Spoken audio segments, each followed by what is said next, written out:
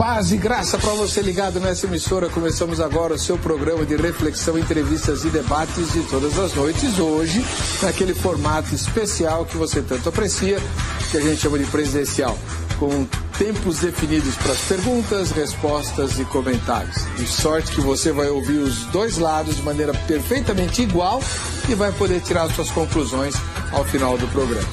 O tema é uma passagem das Escrituras.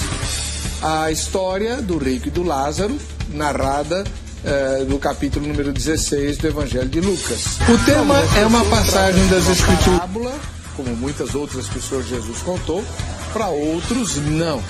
Nós queremos discutir, é ou não uma parábola e quais são as implicações de ser ou não ser uma parábola, quais são as implicações teológicas e também para a vida cristã, para a nossa fé, desse ensinamento do Senhor Jesus. Afinal de contas, essa historinha Jesus não contou para fazer os discípulos dormirem, até porque eles dormiam até quando não podiam, né?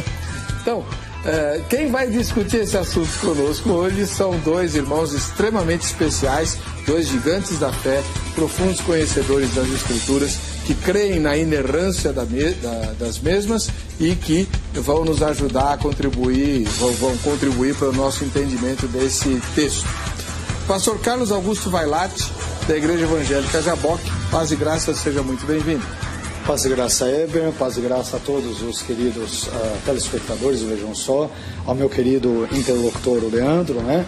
E novamente, obrigado pelo convite. Faz um tempinho que eu não vim aqui e quero, aliás, aproveitar e parabenizá-lo, a você, Eber, a produção do Vejam Só, a Angélica, enfim, pelo belíssimo cenário, bem diferente. Até quando entrei aqui me perdi um pouco aqui na entrada, mas parabéns, está muito bonito, viu? E você está doido para saber quem é o segundo convidado de hoje? É ninguém menos que o pastor Leandro Quadros, conhecidíssimo irmão da Igreja Adventista do Sétimo Dia, apresentador, né, da Rede Novo Tempo, um dos mais conhecidos e um dos mais requisitados pelas redes sociais do Vejam Só para estar aqui. Seja muito bem-vindo, paz e graça, pastor. Paz e graça, reverendo, é muito bom estar aqui neste programa que eu gosto muito. Né? E uma satisfação estar contigo novamente e também com o professor Vailate, né? Uma honra estar aqui novamente com você. Professor, pastor Carlos Augusto Vailate terá agora 3 minutos para expor qual ponto de vista ele vai defender nos próximos blocos. Ok, Eber. Antes de qualquer coisa, eu creio que seria interessante nós dizermos, pelo menos dar uma palavra prévia sobre a importância desse texto. Existe um médico, organista, filósofo e teólogo alemão chamado Albert Schweitzer, que ele foi tão impactado por esse texto, ele foi tão mexido com esta narrativa, que ele acabou deixando de lado os estudos acadêmicos e tudo, e se devotou como um médico missionário na África, porque esse texto sobre o rico e o Lázaro o comoveu profundamente. Portanto, eu creio que nós estamos diante de um texto, como todos os demais presentes nas Escrituras, que merece a nossa consideração detida, apesar da brevidade do tempo que teremos. Eu creio que nós estamos diante. Mas tendo dito isso, normalmente, pelo menos nos últimos anos, Lucas 16, 19 a 31, ele tem sido normalmente visto como uma parábola. Autores como Sidney Graidanos, ele vai dizer que antigamente, sempre os estudiosos eles viam esse texto como pelo menos a partir de uma perspectiva histórica, né? John Wesley, D. Campbell Morgan, vários outros estudiosos tinham essa perspectiva. Bem, eu diria que em linhas bem gerais, eu até concedo que a perícope de Lucas 16, versículos 19 a 31, seja classificada como parábola, desde que a definição de parábola não impugne a historicidade da narrativa. Porque as parábolas, pelo menos é a percepção que tenho quando as leio, e Jesus ele lista, pelo menos nos seus estudos, ali nas suas falas, ele nos traz pelo menos de 37 a 40, talvez 42 parábolas. Os números normalmente não fecham, porque isso dependerá exatamente da definição que dermos ao termo.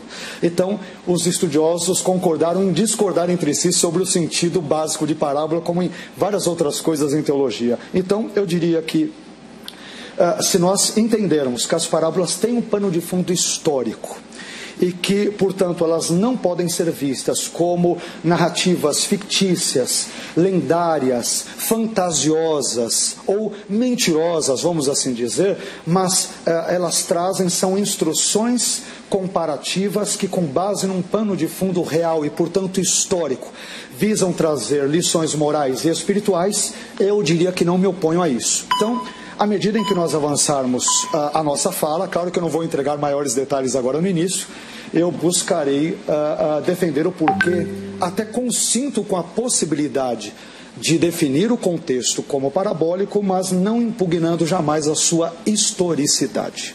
É isso. Muito obrigado, pastor Carlos Vailate. Vez agora do pastor Leandro Quadros, da Igreja Adventista do Sétimo Dia. E para o senhor? Nós cremos, reverendo, assim como o pastor Vailate, em parte, não é, de que realmente se trata realmente de uma parábola na perícope, né? A perícope, ali o bloco de texto de ideias, né, do capítulo 15 até o capítulo 17, são listadas uma série de parábolas, não é, para Cristo ensinar as lições morais e espirituais que ele gostaria de ensinar. Então, ali na perícope nós temos a parábola da ovelha perdida, da moeda perdida, e em alguns desses textos Cristo não começa realmente dizendo que isto é uma parábola, né? Então, aquele argumento, né, que muitos dizem, não é parábola porque o texto não diz parábola, não necessariamente isso é válido, porque a perícope demonstra, né, que Cristo está contando uma série de parábolas. O que eu difiro do pastor Vailate em relação ao seguinte, que a questão da historicidade, eu não creio que a historicidade ela seja real. Por quê? Porque os detalhes da parábola, eles contradizem algumas verdades veterotestamentárias.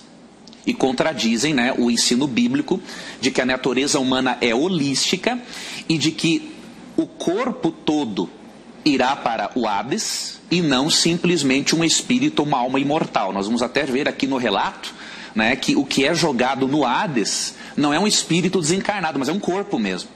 Então, considerando inclusive esse background do Antigo Testamento, né, de que a natureza humana é holística, de que tanto o corpo será ressuscitado para fazer parte da eternidade, quanto o corpo será jogado no lago de fogo, não apenas a alma ou o espírito, nós cremos que Cristo aqui está se utilizando de uma crença, sim, popular, não é?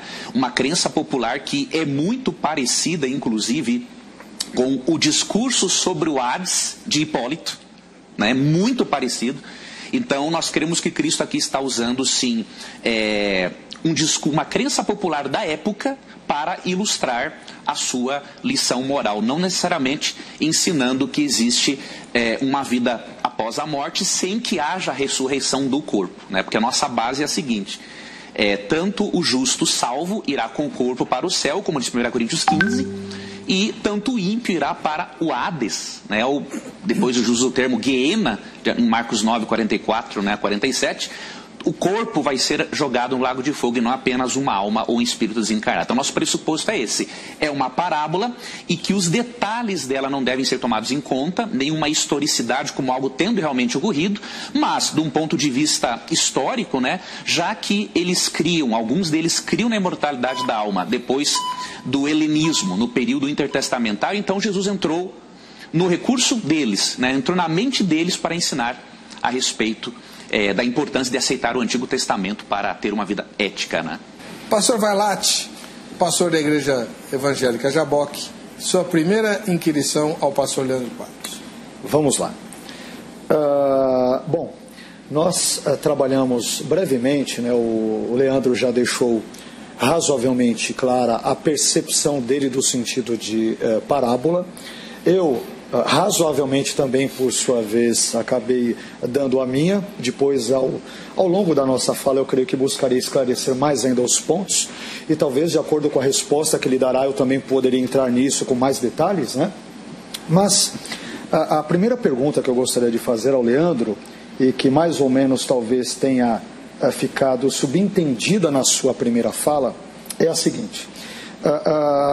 Leandro, o autor Bernard Brandon Scott, um estudioso das parábolas, ele definiu parábola como um mashal, a expressão hebraica mashal, de onde vem o grego parabolê, né, parábola, mas ele definiu parábola como um mashal que emprega uma breve narrativa de ficção para referenciar um símbolo. Você concorda com esta definição de parábola feita por Brandon como uma narrativa fictícia? Caso afirmativo, isso significa dizer que todas as parábolas de Jesus são irreais e que, portanto, ele se valeu de elementos fantasiosos e falsos na sua história? Esta é a pergunta que eu, em termos gerais, teria para dizer para você. Perfeito, pastor. O senhor compreendeu Então o senhor tem 3 minutos, então, para responder. Certo. Eu entendo, sim, pastor, eu concordo com ele, que a parábola tem a ver com uma narração fictícia, mas nem sempre. O contexto é o que deve determinar. E o que deve determinar se uma parábola é fictícia ou não? Na verdade, a maioria das parábolas de Cristo são histórias reais do cotidiano, né?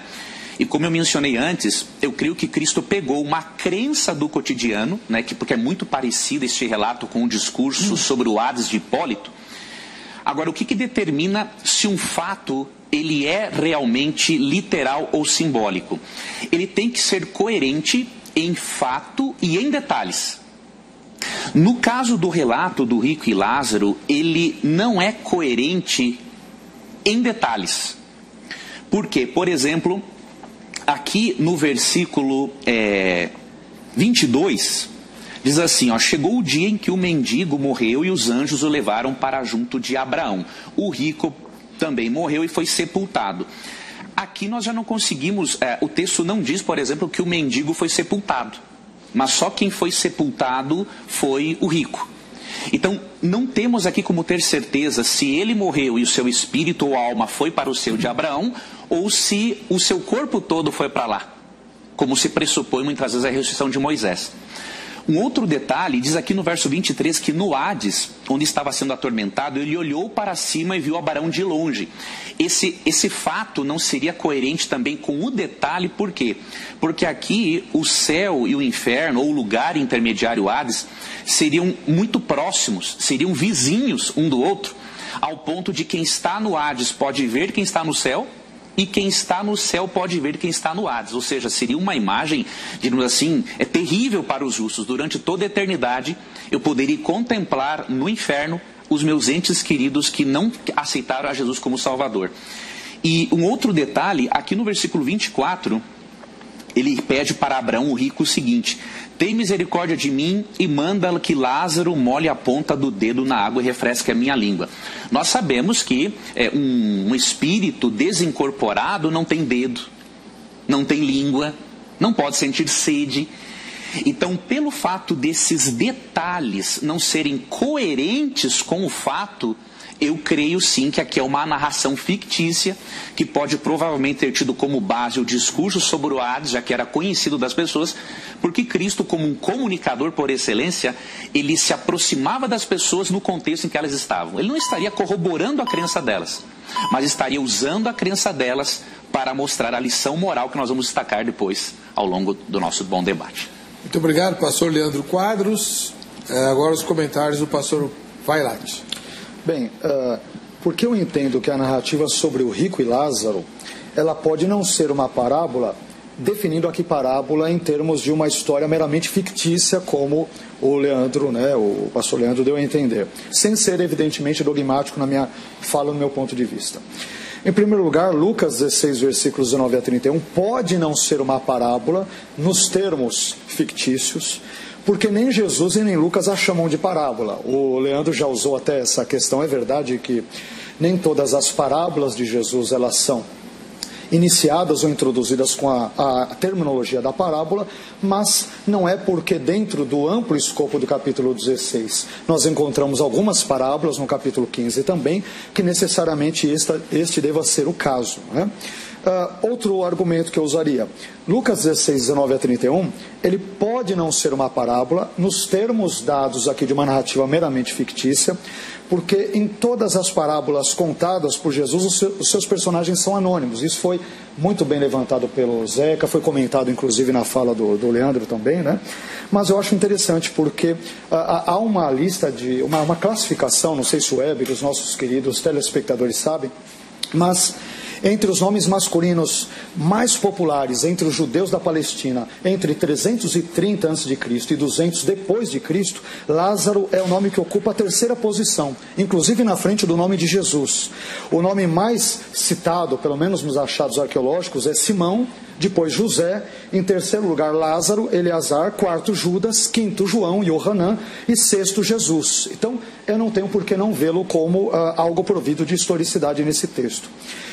Terceiro, Lucas 16, 19 a 31, ele pode não ser uma parábola dentro do que nós definimos previamente como uma literatura meramente fictícia, porque a fórmula introdutória empregada no seu prólogo, havia um certo homem, também ocorre em passagens não parabólicas, aliás, citadas por Lucas, como por exemplo no capítulo 14, versículo 2, quando ele usa a expressão grega anthropos tis en. Havia um certo homem, referindo-se ao homem hidrópico, e que era um personagem histórico. A mesma expressão aparece nesta narrativa sobre o rico e Lázaro. Um quarto argumento é que, será que se nós vermos essa narrativa como meramente fictícia, isto não poderia comprometer a precisão da fala de Jesus? Por exemplo, Larry Dixon, ele diz, abre aspas, a menos que alguém esteja preparado para sugerir que Jesus está passando informações imprecisas sobre a vida após a morte, por que Lucas 16 não deve ser entendido como refletindo um quadro geral do que acontece com os justos e os ímpios na morte? Então, diante dessas razões, infelizmente não tenho tempo suficiente para externar outras, eu diria que podemos até definir a passagem como parábola, mas não nos termos que o Leandro colocou. Bem, essa foi a primeira pergunta do pastor Carlos. Agora vamos à primeira pergunta do pastor Leandro Quadros, da Igreja Adventista do Sétimo Dia. Antes da pergunta, pastor, eu só queria fazer um breve comentário, né, sobre a questão do nome nas parábolas, né? Por que Cristo utilizou nomes próprios na parábola se rotineiramente ele não faz isso? Eu gostei dessa abordagem de Grant Osborne no seu livro A Espiral Hermenêutica, né? Ele escreveu o seguinte, não fundamente doutrinas com base em parábolas sem conferir detalhes comprobatórios em outro lugar. Por exemplo, a parábola do homem rico e Lázaro é tomada muitas vezes como prova de um inferno compartimentado. Porém, semelhante tipo de doutrina não se encontra no ensino de Jesus em Lucas e, na verdade, em nenhuma outra parte das Escrituras. Logo, a ambientação no inferno é algo específico da parábola e não dogma, e isso não deve ser forçado no texto em demasia. Alguns tentam resolver isso argumentando que se trata de uma narrativa histórica, uma vez que é a única parábola nomeando o personagem. Entretanto, ela começa precisamente como a parábola anterior a Lucas 16, 1 a 8. Havia um homem rico que é a parábola que fala ali do administrador desonesto, né? E Lázaro é nomeado em vez do rico, pois o nome dá um significado à pessoa em contraste com o homem rico que não tem nome e, portanto, nenhum significado. E Lázaro quer dizer Deus ajuda, um tema importante da parábola. Então, o Dr. Osborne argumenta, não é, que o fato de ter um nome próprio não significa necessariamente que deixa de ser fictício. Pelo contrário, o nome é um recurso necessário do diálogo e, considerando o significado de Lázaro, que Deus ajuda, né, ele já estaria usando esse nome para ensinar o seguinte, olha, se você quer realmente demonstrar que a graça de Deus é atuante na sua vida, o seu estilo de vida ético tem que condizer com isso, e você tem que ajudar as pessoas ao contrário do que aquele rico fez. Tá? E aí sobre a pergunta, né, já fomos para o tempo, eu gostaria de entender assim, pastor, como é que, por exemplo, o imortalista harmoniza Eclesiastes 9, 5, 6 e 10 com o relato de Lucas 16. Por quê? Eclesiastes 9, 5, 6 e 10 diz que os mortos não sabem coisa alguma do que acontece debaixo do sol, porém este rico sabia o suficiente acerca da sua família. No relato, tanto que ele pede para Abraão que alguém ressuscite dentre os mortos e avise-os de que aquele lugar é terrível. Então, como harmonizar Eclesiastes 9, 5, 6 e 10, de que os mortos não sabem nada do que acontece debaixo do sol, com o relato do rico e Lázaro, que ele demonstra bastante conhecimento sobre o assunto. O senhor compreendeu? Compreendi. 3 minutos. Ok. Me permita citar alguns autores, né? Se der tempo eu entrarei nessa questão, a fala do Osborne, embora seja extensa, mas vamos lá. Knodel Jr., ele vai dizer na sua obra um estudo bíblico-filosófico do cristianismo e da cultura que ele produz, ele vai dizer o seguinte: nós reconhecemos hoje que a Bíblia fala fenomenologicamente, isto é, ela descreve as coisas como elas aparecem ao simples observador.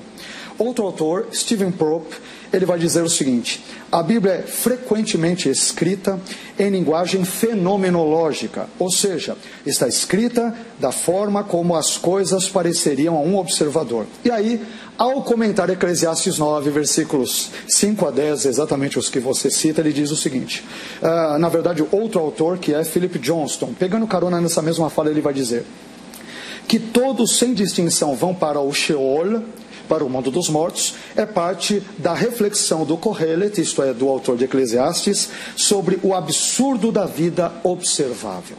Me permita agora explicar. Quando o texto diz, olha, tudo que vier para a sua mão faça, porque para a sepultura para onde você vai não há obra, ciência, nem indústria, nem sabedoria alguma, esta simplesmente é a linguagem fenomenológica. Porque quando nós olhamos evidentemente para um túmulo e vemos o corpo inerte, ora, aquele corpo não fala, ele não ouve, ele não labora, ele não pensa, pelo menos da perspectiva do observador. Assim como nós usamos muitas vezes linguagem fenomenológica para várias outras coisas. Por exemplo, quando dizemos que o sol se põe. E na verdade, sabemos que a Terra que está ali no seu movimento de rotação, de translação, e não é o sol que está se movimentando. Mas uma linguagem simples, uma linguagem não técnica, não científica, numa linguagem acomodatícia, é que nós usamos esse tipo de linguagem. Então, textos como este de Eclesiastes, textos como o do Salmo 6, que talvez você cite, Salmo 6, versículo 5, eles aparentam que naquele contexto, porque o corpo está inerte, logo o aspecto imaterial que compõe o indivíduo como um todo, ele também esteja inerte no chamado estado intermediário. Então, o texto não se presta a esse tipo de ensinamento. Quanto à perspectiva de Osborne, eu concordo com ele. Nós não podemos fazer um cavalo de batalha porque há citação de um nome aqui, outra citação acolá, mas no mínimo deveria nos chamar a atenção do porquê esta parábola de Jesus ela é diferente de todas as demais. E outro detalhe importante que envolverá próximas interações nossas, se o estado intermediário ele não existe, o estado intermediário consciente, porque Jesus ele passa 90% praticamente da parábola descrevendo algo que ele não existe, no qual ele não crê e que não diz respeito a nenhuma realidade pós-mortem das pessoas. Em resumo, eu diria isso. Muito obrigado, pastor Vailate. Pastor Leandro, seus comentários. Eu creio, querido pastor, que Eclesiastes é mais do que uma linguagem fenomenológica pelo seguinte: nós percebemos que ao longo do Antigo Testamento e no Novo Testamento, a crença da inconsciência na morte ela continua. Por exemplo, além do Salmo 6, verso 5, que fala que os mortos não louvam ao Senhor, o Salmo 115, 17, diz que eles descem à região do silêncio, nós vemos outros autores veterotestamentários e neotestamentários que usam a metáfora do sono, para se referir à morte. Então, por exemplo, Jeremias, capítulo 51, 57 e também o verso 39, compara a morte a um sono. Daniel, capítulo 12, versos 2 e 2, compara a morte a um sono, inclusive no versículo 12 é dito que Daniel se levantaria no fim dos dias para receber a sua recompensa. Depois nós vamos para Jesus, em João 11, 11 a 14, e em Lucas 8, 52, Cristo usa também a metáfora do sono. Interessante, quando ele fala da morte de Lázaro, ele diz assim: o nosso amigo Lázaro adormeceu, mas eu vou para despertá-lo. Não usando o argumento do silêncio, que eu não creio que seja válido, mas quando Lázaro é ressuscitado e outras pessoas que Cristo ressuscita voltam à vida, nós não conseguimos ver nenhum insight, nenhum mínimo detalhe sobre a existência de um lugar intermediário. Seria mais do que normal que Lázaro pelo menos desse alguma informação de como era esse lugar intermediário. E aí seguimos para Paulo, 1 Tessalonicenses 4,13, ele compara a morte a um sono. 1 Coríntios 15, 23, ele também compara a morte a um sono. Então, eu sou da opinião, lógico, não é usar o argumento da autoridade, porque tem eruditos sérios que creem diferentemente do que eu vou apresentar agora. Eu sou da opinião do Oscar Cullmann, por exemplo, quando ele fala assim: o corpo, ele não é a prisão da alma, ele é o templo do Espírito Santo. O corpo, ele vai ser libertado do pecado e da maldade, vai ser glorificado. Então, eu não consigo, assim, harmonizar esta crença dualística ou tricotomista, né, com a crença bíblica. Vejo que é mais do que uma linguagem fenomenológica, porque você vê ao longo das Escrituras isso. Um outro detalhe que eu me recordei é Mateus 16, 27, né? Ali dito o seguinte, que Cristo virá dar a cada um segundo as suas obras. O que isso indica? Associando esse texto com Mateus 25, 41 a 46, o ímpio, ele receberá o castigo no lago de fogo depois da segunda vinda. Então, os justos recebem a recompensa por ocasião da segunda vinda, os ímpios são jogados no lago de fogo por ocasião da segunda vinda. Nós não percebemos os ímpios já desfrutando, entre aspas, né, de uma punição antes da segunda vinda de Cristo, porque a punição do ímpio no lago de fogo é associada à segunda vinda de Cristo. Perfeito, primeira rodada completada, iniciamos agora a segunda com a segunda pergunta do pastor Vailate. Ok. Antes de fazer a pergunta, me permita as observações, né? O reverendo Leandro, ele citou vários textos, alguns dos quais eu já imaginava, claro, né? E ele citou também João 11. Só que, curiosamente, no próprio contexto de João 11, versículos 11 a 14, sobre Lázaro, aliás, existem muitos estudiosos que entendem que o Lázaro ressurreto de João 11, ele seja o mesmo da narrativa de Lucas 16, 19 a 31. Vários estudiosos. E talvez, se este for o caso, nós teremos uma hipotética e possível resposta do que Lázaro teria experimentado nos poucos dias que ficou ali. Existem vários estudiosos sérios, não estou dizendo que é verdade, que eu compre isso, mas existem muitas pessoas que defendem isso. Mas no texto de João 11 a 14, olha o que diz a passagem. Assim falou e depois disse-lhes, Lázaro, nosso amigo, dorme, mas vou despertá-lo do sono. Disseram, pois, os seus discípulos, Senhor, se dorme estará salvo. Mas Jesus dizia isso da sua morte. Eles, porém, cuidavam que falava do repouso do sono. Versículo 14. Então Jesus disse-lhes claramente, Lázaro está morto. Então, justamente a morte dele, ela é representada como um contexto de um descanso. Ele dorme. Não tem nada a ver com o fato de que ele está num estado intermediário e ali ele dorme ou experimenta o que é chamado de psicopaniquia. Então, claro, eu respeito a leitura do Leandro, mas não é isso que o texto diz. O texto não diz que as pessoas, quando dormem e no seu período ou estado depois da morte física e antes da ressurreição final, eles estão num sono. A morte física é comparada a um sono. Essa é a questão aqui colocada, muito claramente delineada aqui no texto de 1 Tessalonicenses e outros textos. Aliás, é interessante que o reverendo Leandro, ele não tenha citado, por exemplo, Apocalipse 6, versículos 9 e 10, onde diz que as almas dos mártires, portanto, eles os corpos haviam morrido, as almas estavam em algum contexto, em alguma situação que entendemos como um estado intermediário, elas clamam por justiça. Então isso é muito claro, isso faz jus justamente ao contexto da narrativa sobre o rico e Lázaro e está em consonância com outros pensamentos extrabíblicos, a ideia de que há uma consciência após a morte física e também anterior à ressurreição final. Mas a pergunta que eu faço para o Leandro é a seguinte: pressupondo que o aniquilacionismo ou a doutrina do sono da alma, como você colocou, sejam verdadeiros apenas para efeito de exercício intelectual, Jesus não estaria enganando a sua audiência ao ensinar a realidade do estado intermediário consciente do rico e de Lázaro logo após a sua morte física? Além disso, se Jesus não cria no ensino do estado intermediário consciente, por que ele contou uma história que facilmente poderia levar as pessoas a crerem nesse erro? Ele não teria agido de má fé, levando em consideração uma audiência talvez mais simples, porque ele pode ter dado a entender que as pessoas se equivocariam facilmente com o seu ensino? Pastor, essa é a pergunta. Leandro, o senhor tem 15 segundos a mais por causa do... Sem problema. Sem problema, tranquilo. Sem problema. Primeiramente, pastor, eu não creio que a história... Jesus estaria incentivando-os ao erro pelo seguinte. Primeiro, como destaquei antes, né, Cristo ele era um comunicador que ele atingia as pessoas onde elas estavam. E ele fez algo parecido, por exemplo, na parábola do administrador infiel, não é? Aqui no versículo 8 do Lucas 16, ele falou assim: o Senhor elogiou o administrador desonesto porque agiu astutamente.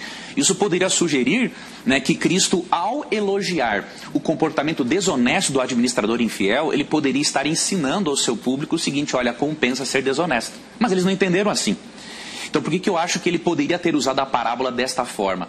Porque era um conhecimento muito básico para o judeu. Lógico, tinham judeus que criam na imortalidade da alma, mas a crença veterotestamentária, o texto bíblico que era conhecido por eles, não permitiria que eles entendessem o ensinamento de Cristo como um erro, né? Como, por exemplo, Cristo estivesse estimulando-os ao erro doutrinário, porque como era uma crença corrente e Cristo entrou na mente deles para alcançá-los, né? Eu creio que isso não contradiria esse fato. Outro aspecto é que, como conhecedores, né, do ensino bíblico holístico, né, da compreensão bíblica holística da natureza humana, de que o corpo não é a prisão da alma, mas o templo do Espírito Santo, eu não creio que Cristo, utilizando-se de uma história popular, pudesse atrapalhá-los, não é, em sua compreensão de um assunto que já era claro para a maioria, mesmo que não fosse para todos.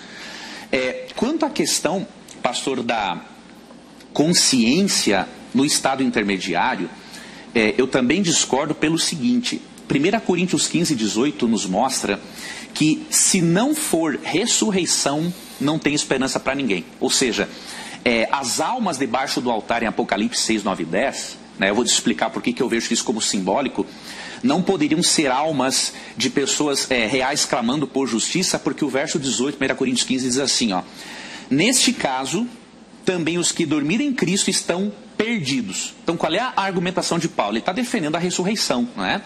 E ele fala assim, que se Cristo não ressuscitou, a nossa fé é inútil. E se não há ressurreição, os mortos em Cristo estão perdidos. Eu acho essa linguagem muito pesada para se referir a alguém que está pelo menos em estado intermediário. Porque se ele está no estado intermediário, ele não está perdido.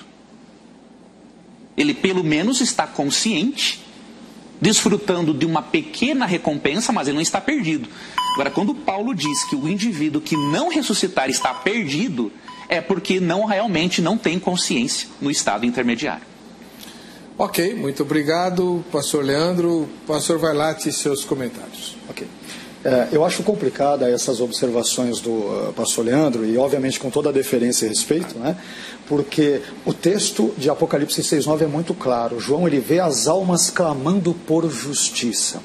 Algo semelhante ocorre, por exemplo, no texto apócrifo de 1 Enoque, capítulo 22. Evidentemente, não estou trabalhando sobre a historicidade de Enoque, mas esse assunto está presente em 4 Esdras, no texto de 4 Macabeus, em vários outros textos, a ideia presente ali de uma consciência no estado intermediário. Então, eu acho bem interessante, né? Mártires que morreram de fato, clamando por justiça, mas eles não estão clamando por justiça, aquilo é fictício, aquilo não é real, então eles não estão desejando que Deus faça algo na vida deles, que Deus se interpõe entre eles e os seus adversários. Eu acho muito complicado isso, né?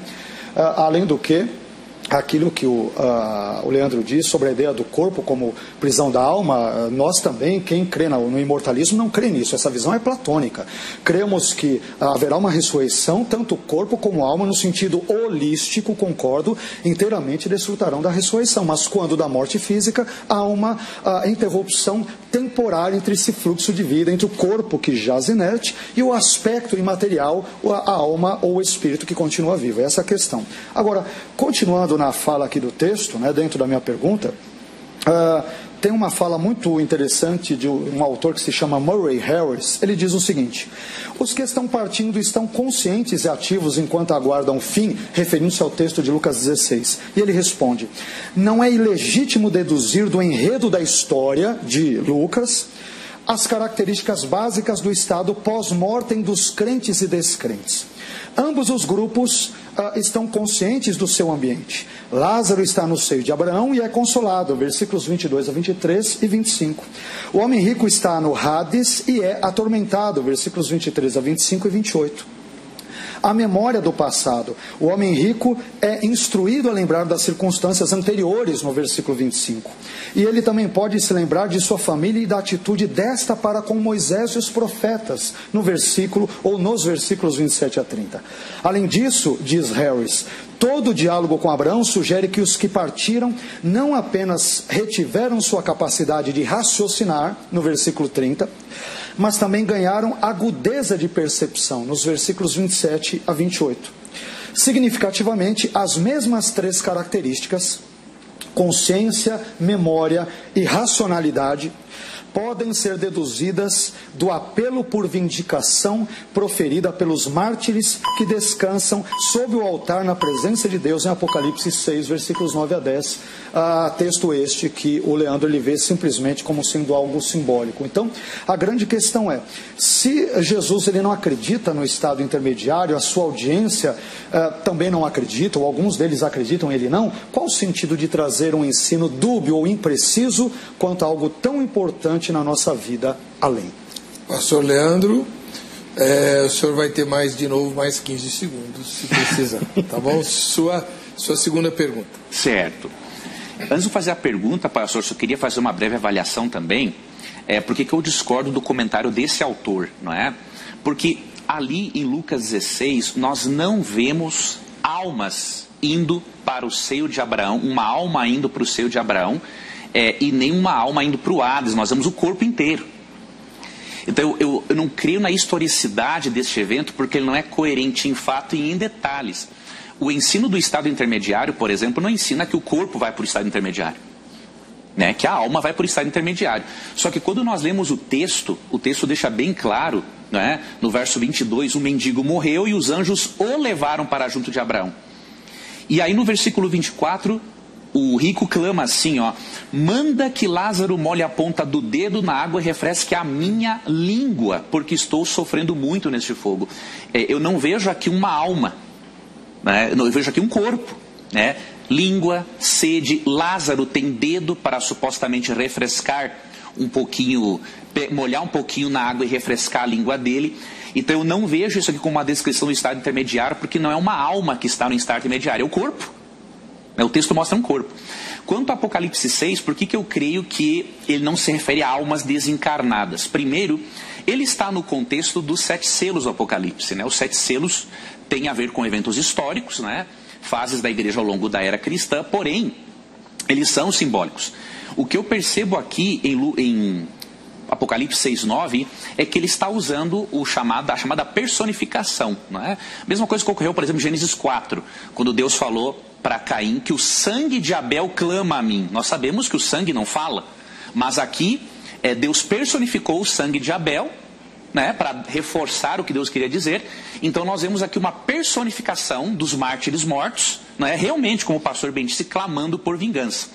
Eu prefiro entender esse termo almas dos mártires à luz do Antigo Testamento. Por exemplo, Deuteronômio 10:22, né, diz assim sobre Jacó: teus pais desceram ao Egito com 70 almas.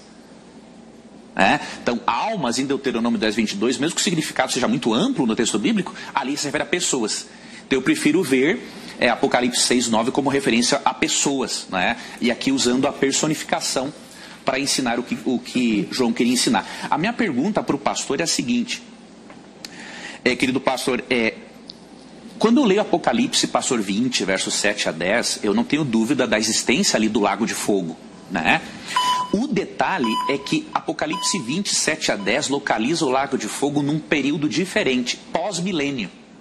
É após os 1000 anos, após a segunda vinda de Cristo no capítulo 19, e o milênio no capítulo 20 é que existe o lago de fogo. Então, como harmonizar a crença bíblica de que o lago de fogo, o Guiena, vai ser aceso após a segunda vinda de Cristo, se já existe uma espécie de lago de fogo atormentando o ímpio antes da segunda vinda de Cristo? O senhor compreendeu? Correto. Então, 3 minutos para o senhor, pastor. Bom, vamos lá.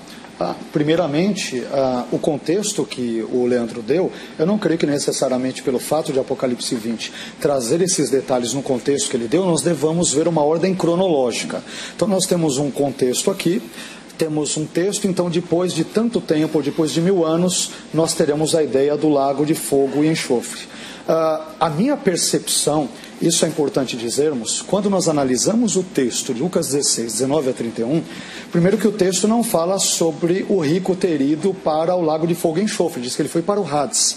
Não são as mesmas coisas. O Hades, que na minha leitura em Lucas 16 é uma referência ao inferno, já um lugar de tormento, onde aí sim, no contexto posterior de Apocalipse 20, já encontrar-se-ão a besta e o falso profeta.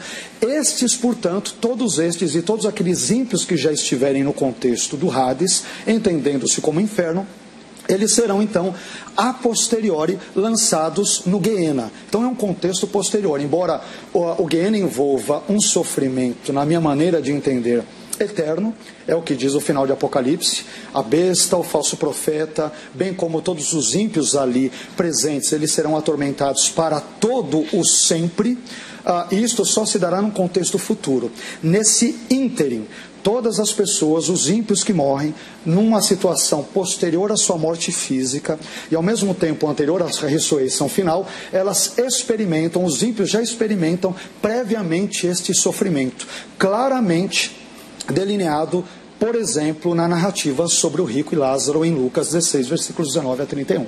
Então, eu não entendo, dentro da colocação que o Leandro aqui pontuou, que nós devamos ter essa abordagem cronológica, mesmo porque em Apocalipse nós temos, aí sim, ali nós temos muita linguagem simbólica, temos muitos outros elementos, e divisarmos uma diacronia, uma abordagem diacrônica, dizendo, olha, primeiro começa isso, depois aquilo, e esta é uma sequência óbvia e necessária, eu não tenho como divisá-la nesse contexto.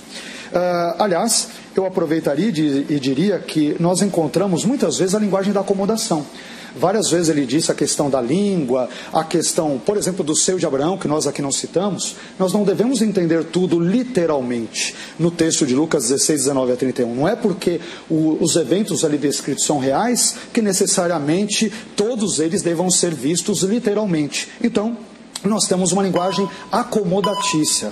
Isso nós encontramos muitas vezes na Bíblia, onde o autor se vale do recurso literário da acomodação, visando a simplificação, por meio da qual esse recurso permite ao escritor bíblico que ele ajuste a sua linguagem às limitações dos seus leitores. Daí o porquê da língua, o porquê do dedo, o porquê da água, de molhar ele no sofrimento no estado intermediário.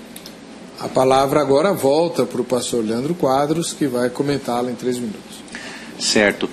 Eu concordo com o pastor quando o pastor falou que nem sempre realmente o Apocalipse segue uma ordem cronológica dos eventos. Mas por que eu creio que há uma ordem cronológica entre Apocalipse 19 e 20? É pela informação que nós temos em Mateus 25, 31 a 46.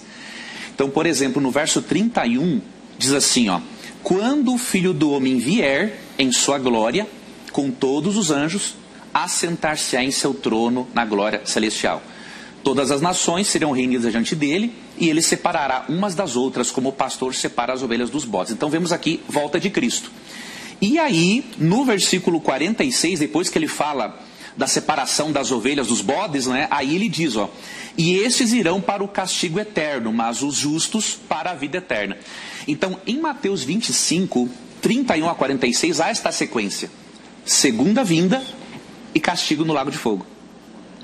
Então, por esta sequência existir aqui no Evangelho de Mateus, eu consigo ver perfeita lógica nesta sequência apresentada no capítulo 19 e no capítulo 20. O capítulo 19 descreve a segunda vinda, o capítulo 20, milênio, depois do milênio, ressurreição dos ímpios, jogados no lago de fogo para serem castigados. Então eu percebo esta coerência, essa sequência cronológica, porque Mateus 25 me dá apoio sobre isso.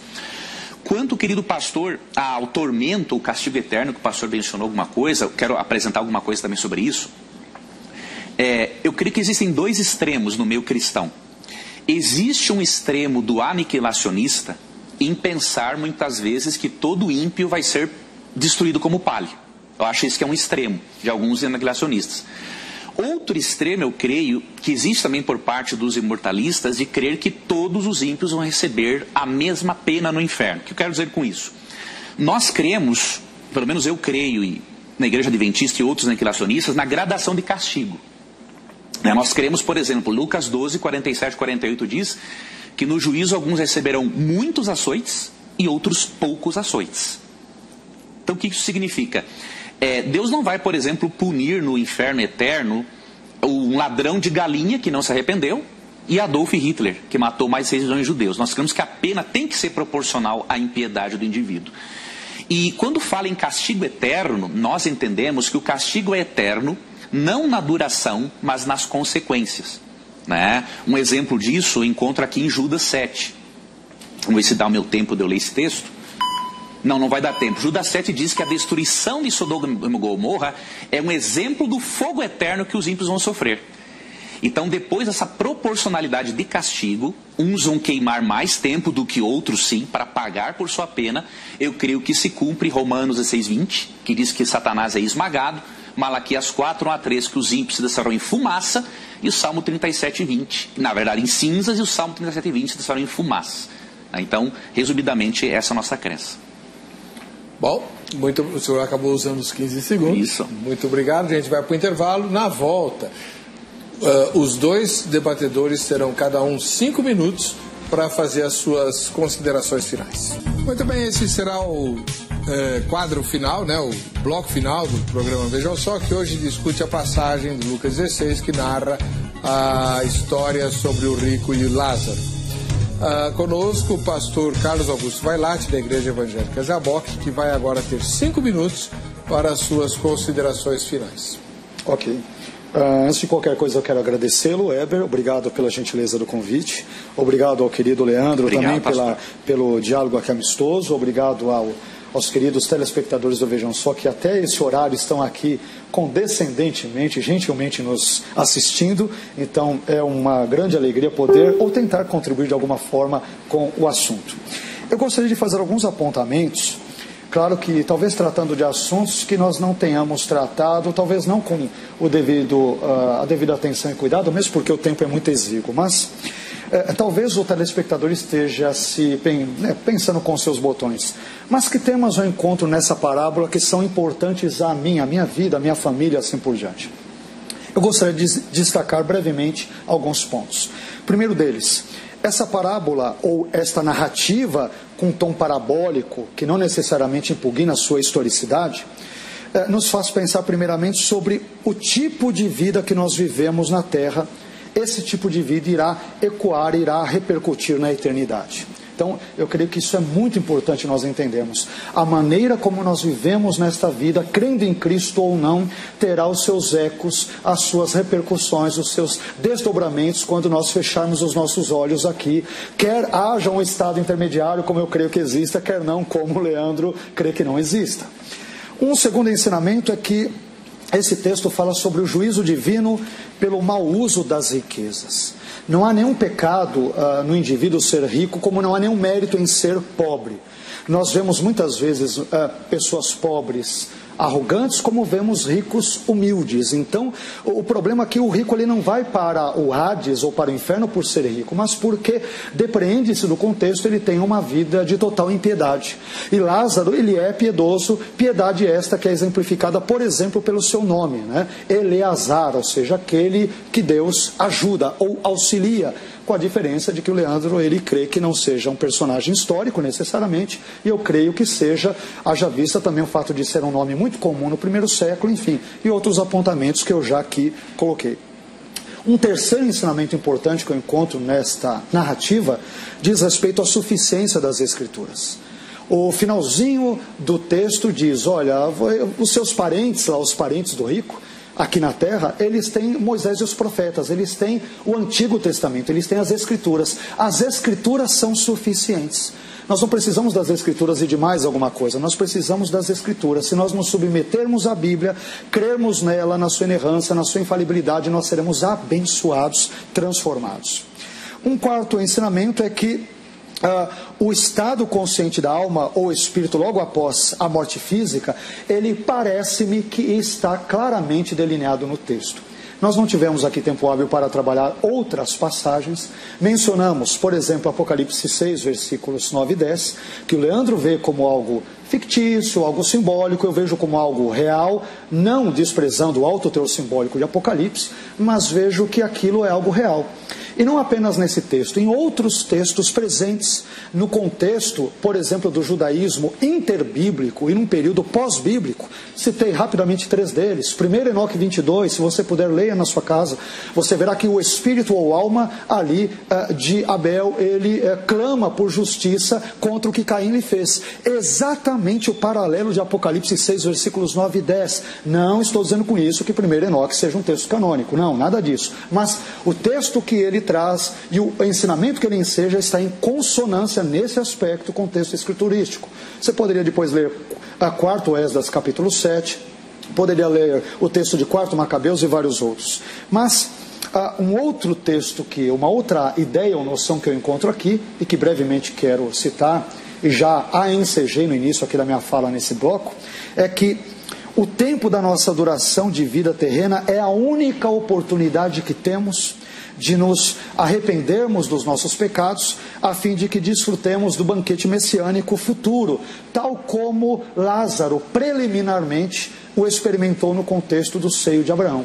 O seio de Abraão, claro que nós não entendemos ele como sendo algo físico, não é que Lázaro estava reclinado ali no peito de Abraão, mas ele tem um sentido muito comum na cultura judaica de não apenas proximidade, mas era o lugar dado, por exemplo, no triclínio, na mesa do contexto do Novo Testamento, às pessoas importantes. Então, o tempo que temos para nos arrependermos dos nossos pecados, entregarmos a nossa vida a Cristo, é esse tempo. Então você que está nos assistindo, se você ainda não crê em Jesus, que você busque fazê-lo, que a graça de Deus penetre no seu coração e que você se entregue a Ele enquanto ainda é tempo. Amanhã pode ser tarde demais. Deus abençoe. Amém. Pastor Leandro Quadros, da Igreja Adventista do 7º Dia, suas considerações finais. Eu gostei muito, reverendo e professor Vailate, dessas considerações, porque realmente você percebe em Lucas 16, ali dos versos 29 a 31, que o final, o desfecho da parábola é o seguinte: olha, se você quiser conhecer o caminho da salvação, aceite as Escrituras, o Antigo Testamento como sua regra de fé e prática, e tenha um estilo de vida ético que demonstre que a graça é uma realidade na sua vida. Então, é um convite para nós aceitarmos toda a Escritura. Isso é uma mensagem importante para muitos irmãos evangélicos que às vezes creem, não é, que o Antigo Testamento foi abolido, mas na verdade Jesus destaca a importância do Antigo Testamento para nos mostrar o caminho da salvação e o estilo de vida ético que uma pessoa salva pela graça precisa ter. Outro detalhe, eu destaco também um pensamento de Roger Olson, no seu livro História das Controvérsias, na teologia cristã. Ele diz assim que muitos cristãos, não foi o caso do pastor Vailate aqui e de outros com quem eu já debati, mas muitos cristãos falam mais da mobília do céu e da temperatura do inferno do que na doutrina bíblica da ressurreição do corpo. Então isso deveria ser uma advertência para nós. Isso é legal. Não é? Falarmos mais da doutrina da ressurreição após a volta de Cristo do que da mobília do céu ou da temperatura do inferno. E um terceiro aspecto que eu queria destacar eu não creio que ali seja uma história verídica, de uma pessoa indo para o Hades para sofrer eternamente, porque 1 João 3,15 diz assim, que o homicida não tem vida eterna em si. E Apocalipse 22:2 diz que a árvore da vida é só para os justos. Então, para esse rico ser atormentado eternamente no inferno, ou os ímpios no lago de fogo, eles terão que comer da árvore da vida.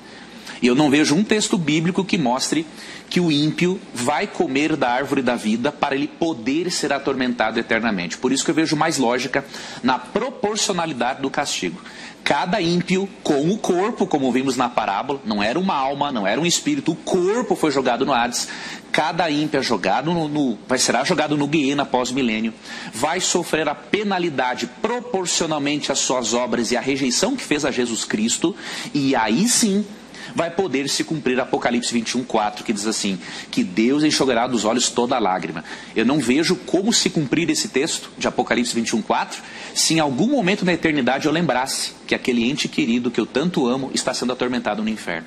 Então eu creio que se Deus vai secar dos olhos toda a lágrima, é porque após a punição proporcional às obras do indivíduo, ele vai aniquilar totalmente o ímpio. Então convidamos, né, pastor Vailate, convidamos você, estude a Bíblia, extrai essa lição da parábola e, como disse o pastor Vailate, aproveite a oportunidade de salvação hoje, né? Enquanto você e eu estamos vivos, nós temos a oportunidade de salvação. Quando morremos, entre aspas, Jesus Cristo já voltou para nós. Então hoje é o dia da nossa salvação, como diz 2 Coríntios 6, verso 2. Muito obrigado, pastor. É um privilégio dirigir um debate, né, com dois irmãos tão sábios, tão versados das Escrituras e tão humildes, né? Pastor Carlos Augusto Vailate, da Igreja Evangélica Jaboque, pastor Leandro Quadros, da Igreja Adventista do Sétimo Dia. Recebam a nossa gratidão. Obrigado. E eles estão à disposição dos telespectadores e das telespectadoras por intermédio do contato que foi publicado no facebook.com/programa Vejam Só. Vamos ver o resultado da enquete? A maioria, mais ou menos a maioria, né? Bom, maioria sim, mas não tão expressiva, crê que se trata de uma parábola. Tá bom. A gente vai se ver no próximo Vejam Só. Até lá.